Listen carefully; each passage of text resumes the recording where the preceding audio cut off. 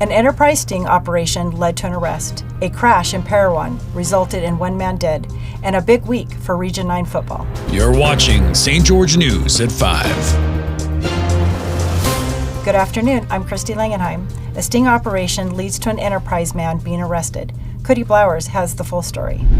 An enterprise man, 24-year-old Raymond Joe Bettany, was charged with first-degree felony rape of a child and a second-degree felony count of enticing a minor for sexual activity, charges that were filed following his arrest on Sunday evening. The case was filed in connection with an undercover sting operation that was recently conducted in Washington County, during which the suspect reportedly went online and began communicating with what he believed was a 13-year-old boy that was actually an undercover agent posing as a teen. Authorities also allege that Bettany arranged to meet up with what he believed to be the adolescent boy at a prearranged location for the purpose of engaging in sexual acts, but instead he encountered undercover agents and he was arrested and interviewed by police.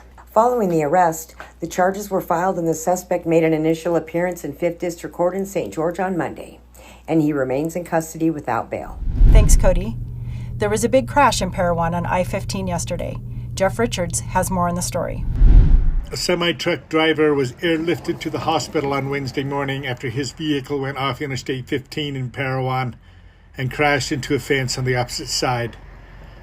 Utah Highway Patrol said, according to a witness, a passenger car cut off the semi, forcing its driver to take evasive action. The semi-driver was later flown by Life Flight helicopter to St. George for treatment. Utah Highway Patrol confirmed that the semi-truck driver died from his injuries this morning. Utah prairie dogs are in danger due to a deadly plague, but the Utah Division of Wildlife Resources may have found a solution. Here's Alicia Lundgren with the story.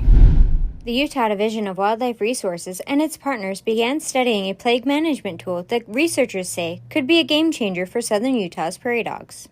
Sylvatic plague has a devastating impact on prairie dog colonies with mortality rates above 95%.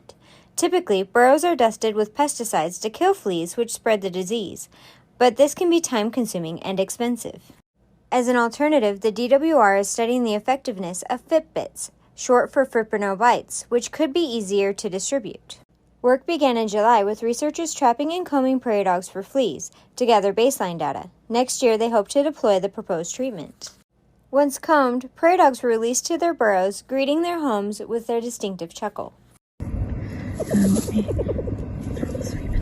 The Arizona Department of Transportation has named Colorado City Municipal Airport the new 2023 Airport of the Year. Airport Advisory Board member Darlene Stubbs said her team has been working hard to revamp the Colorado City Airport and get the momentum moving in a positive direction in terms of the experience it provides the community and also the engagement of community members. Stubbs said the award came at the perfect time as they are putting on a fly-in and air show this Saturday. And now to Aaron with sports.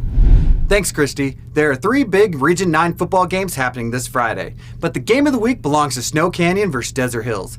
The Thunder are looking to reach the 500 mark in region play. However, the Warriors have other plans as they look to improve to 3-1 in the region. Another game to look out for is Crimson Cliffs versus Hurricane.